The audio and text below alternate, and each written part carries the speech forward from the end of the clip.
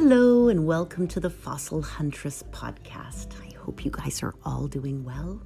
I woke up this morning thinking about the Great Karoo, that beautiful, inhospitable, smoking hot and icy cold portion of the eastern Cape of South Africa. And it's a place on the earth that records the wonderful fossil history of terrestrial animals during the Permian and Triassic. And it's one of the few places in the world where we can study extinction events on the land, on the terrestrial side, during this time. And it gives us an insight into historical, biological change over time, and a means of testing theories of evolutionary processes. It's also a place of ticks and scorpions and cold weather and dry thirst, and I thought we would go there today. So wherever you are in the world, fly with me over to Africa, down to her southern tip, so below Botswana and Mozambique, south of Namibia and Swaziland. So we're going to go all the way down to a little bit east of Cape Town to the Eastern Cape of South Africa. And there we're going to gear up and head out to the Great Karoo. My interest, and in fact my introduction to the Great Karoo, is credited to Peter Ward. So Peter is a professor of geology and paleontology down in Washington State, so at the University of Washington in Seattle. And I met him through Jim Haggart, who works at our local Vancouver Geologic Survey of Canada. And Jim is an authority on many things, including our mollusks, and I have a great interest in those. And so Peter was up, I think, at one of the BCPA conferences and touting his new book, Gorgon, which he published around 2004. And so the title honors the Gorgons, or the Gorgonopsias, which are those large sabre-toothed therapsids. So if a dinosaur and a sabre-toothed cat had a baby, that's kind of what they look like. So these are, they were the largest predators of the late Paleozoic. And we had them around from about the middle to the Upper Permian. So roughly 265 to 252 million years ago, and they had a long, narrow skull with these big incisors. And if you Google Gorgon or you look for the book, you'll see it on the cover. And they were the dominant predators of the time. They were kind of the T-Rexes of that era.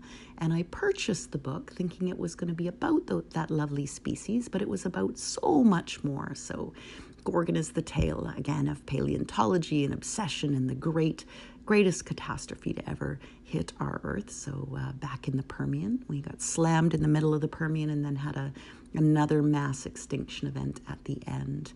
And Gorgon really tells the tale of Peter's work in South Africa and what it was truly like to explore the Great Karoo. So I'll share some of that with you.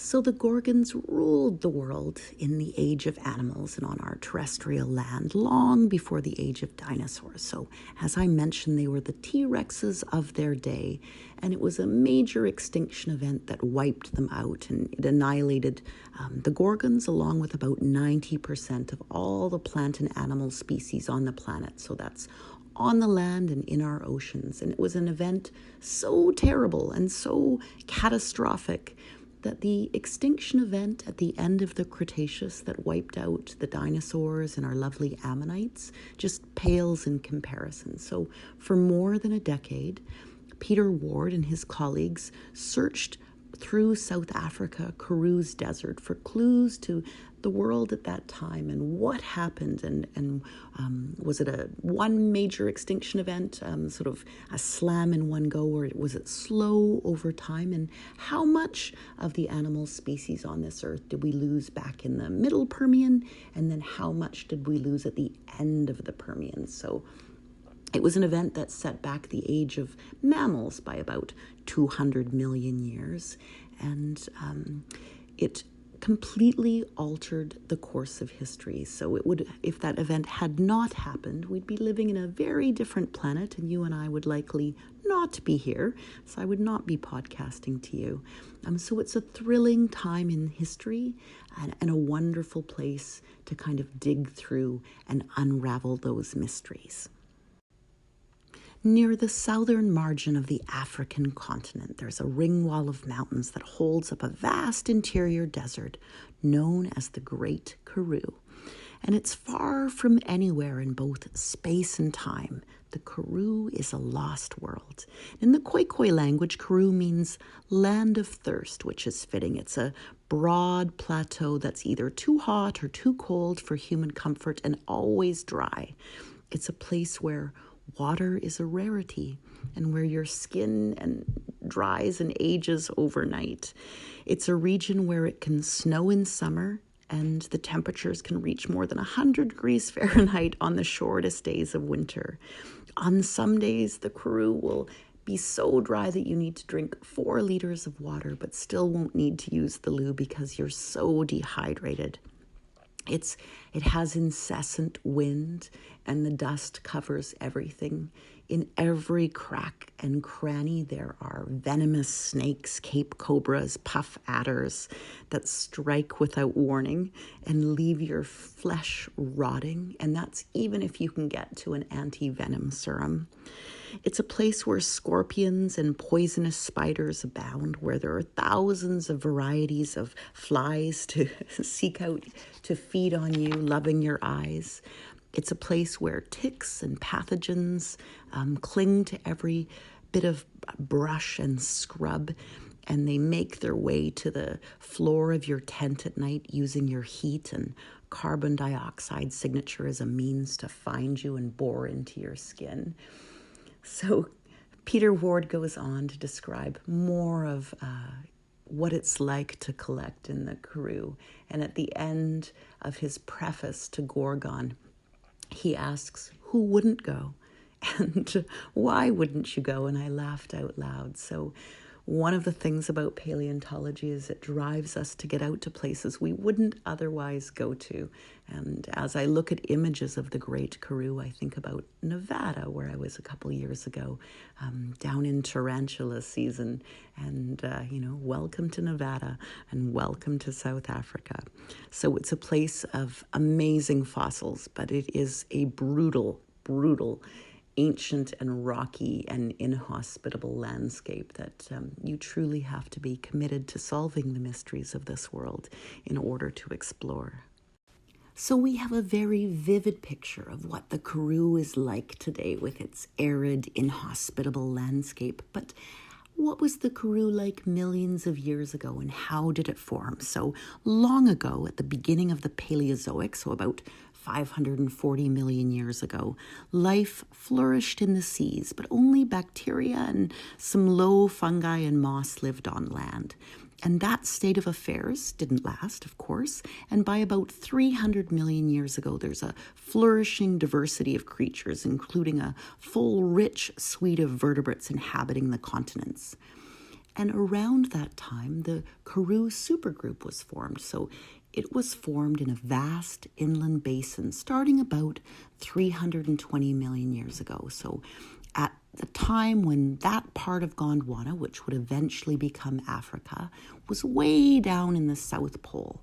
So icebergs had carved off glaciers and ice sheets in the north, and these deposited a 1 kilometer thick layer of mud containing drop stones of various sizes and origins.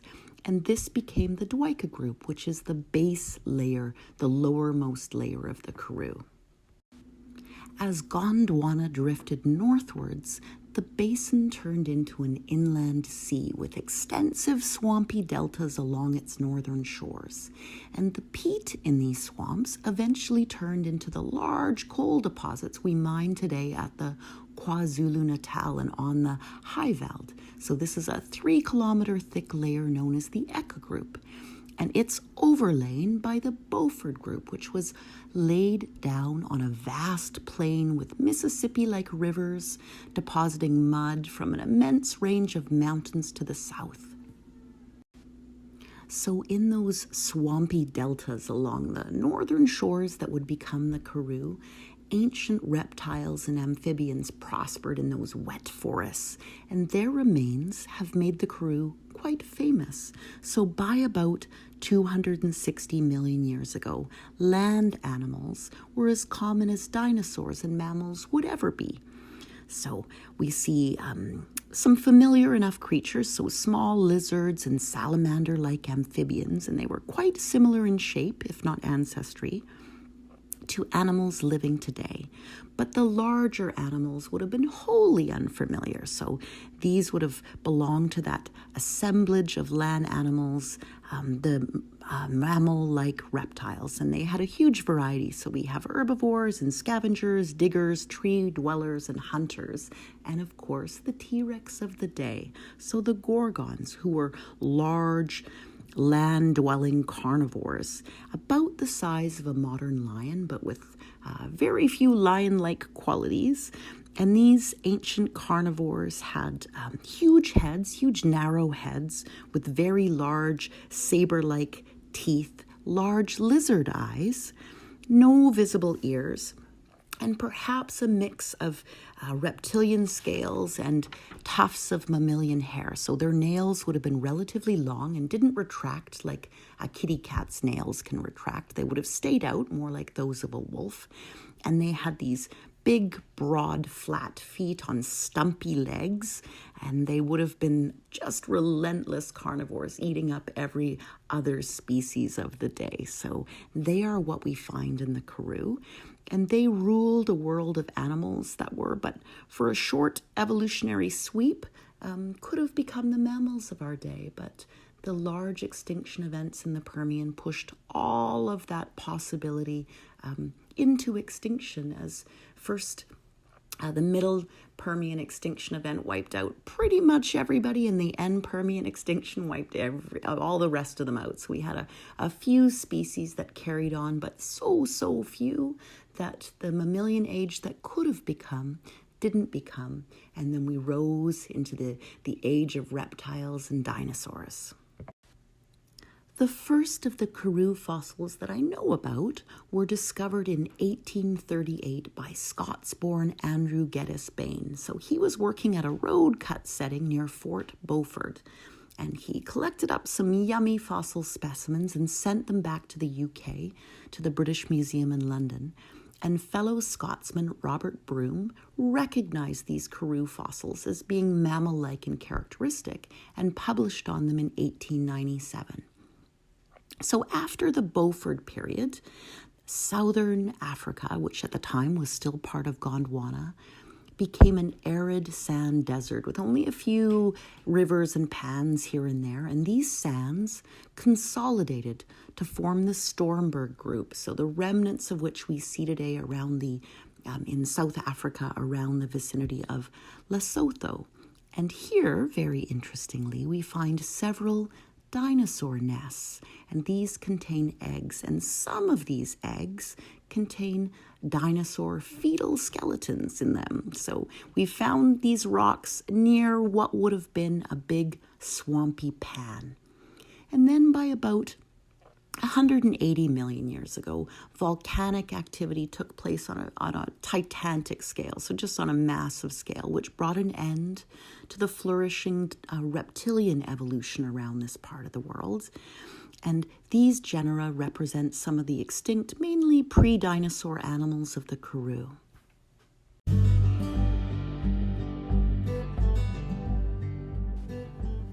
So it was those large lava outpourings that ended the Karoo deposition of rock. So they covered not only the African surface, but other parts of Gondwana as well, with a 1.6 kilometer thick layer of basaltic lava. And it forced its way under high pressure between the horizontal layers of the sedimentary rock that belonged to the Eka and the Beaufort groups. And it did a number of things. So it did a number on the fossils we might have found there, but it also solidified them into the dolerite sills. So it wreaked havoc on what we could have found had they eroded near the surface.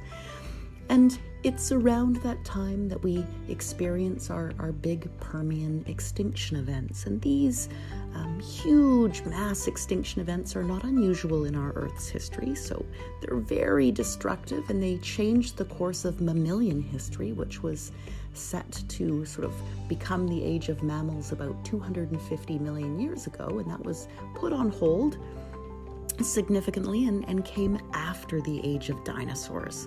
So there's no doubt that massive extinction events, and there have been 5 in the last 500 million years, so in the last 500 million years, that changed the course of history. And many of these beautiful species that we've lost are recorded in their life and how they lived and with whom they lived in their communities in the Great Karoo.